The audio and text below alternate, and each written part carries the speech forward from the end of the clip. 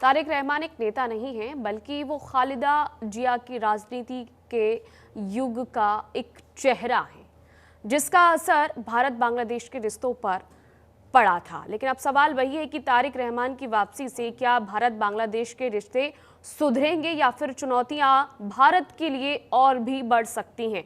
सोनी साहब हमारे साथ लगातार बने हुए हैं, क्या मानना है आपका सोनी साहब? जय हिंद मीनाक्षी जी। जय। ये मेरा सौभाग्य कि मैं आपके न्यूज चैनल पर हूँ, विख्यात को पैनलिस्ट के साथ हूँ। कुछ दिन पहले 18 दिसंबर को हम्म। हमारी संसद की standing committee for external affairs ने अपनी रिपोर्ट सार्वजनिक की, जिसमें साफ शब्दों में लिखा है कि बांग्लादेश भारत के लिए एक स्ट्रेटेजिक चैलेंज है, यानी कि एक सामरिक चुनौती है।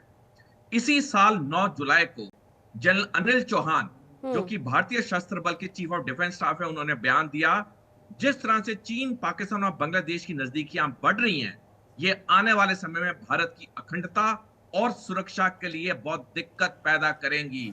और 2 साल पहले 7 अगस्त 2023 को जनरल मनोज नरावने, जो कि भारतीय थल सेना के 28वें सेना अध्यक्ष हैं, उन्होंने द प्रिंट में लेख लिखा, जिसमें साफ शब्दों में लिखा है टू फ्रंट वॉर भारत के लिए बहुत दिक्कत करेगा। हम्म। उस साल बांग्लादेश भारत के साथ था, लेकिन सब कुछ बदला पिछले साल 5 अगस्त के बाद।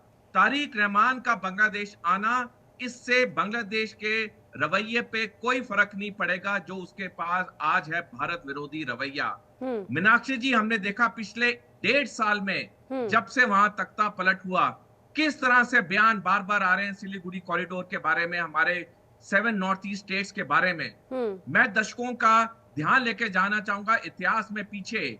जब 17 जनवरी 1917 को जर्मनी ने एक खुफिया टेलीग्राम भेजा मेक्सिको को और बोला कि मेक्सिको जर्मनी को एक रक्षा संधि बनानी चाहिए और इसके बाद जर्मनी मेक्सिको की मदद करेगा अमेरिका के 3 स्टेट्स को मेक्सिको में विलय करने की। हम्म। जब इसका पता अमेरिका को चला तो इतना वहां भूचाल आया, इतने वहां अमेरिकन इसके खिलाफ हुए कि हम्म।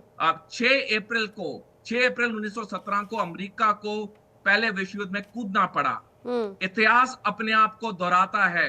जो बांग्लादेश से ये बार बार 7 नॉर्थ ईस्ट स्टेट्स और सिलीगुड़ी कॉरिडोर के ये जो बयान आ रहे हैं, इसके पीछे अंतरराष्ट्रीय शक्तियों का कोई ना कोई पूरा समर्थन है। हम्म। वरना बांग्लादेश जैसे एक गरीब देश, जिसने आज तक कभी भारत के खिलाफ नहीं बोला, हम्म। 1-1.5 साल से कैसे पूरी तरह हमारे खिलाफ हो चुका है। जो हिंदुओं पर अत्याचार हो रहा है, जो हिंदुओं के मंदिरों को बर्बाद किया जा रहा है, वो हम सारे जानते हैं। हम्म। आज बांग्लादेश में जो हो रहा है, एक धर्म के खिलाफ ही लड़ाई नहीं, ये भारत के लिए एक, जैसे हमारी संसद कमेटी ने कहा, एक बहुत बड़ा स्ट्रेटेजिक चैलेंज है। हम्म। बांग्लादेश को हमें हल्के में नहीं लेना चाहिए, क्योंकि हम एक 3.5 फ्रंट वॉर की तरफ अग्रसर हैं। बेशक बांग्लादेश सैनिक तौर पे भारत के खिलाफ मोर्चा खोले ना खोले, लेकिन हमें उसकी सैनिक तैयारी करनी होगी। चीन, पाकिस्तान तो हमारे कट्टर दुश्मन है, जो पूरी तरह जानते हैं, और ये आधा फ्रंट जो देश के अंदर है। मीनाक्षी जी, ये बांग्लादेश को हमें हल्के में नहीं लेना चाहिए। बिल्कुल। हमें 2 ही चीजें करनी चाहिए। हमें आर्थिक और सैनिक शक्ति में इजाफा करना चाहिए, और हमारे पास सिर्फ और सिर्फ 5 साल का समय है।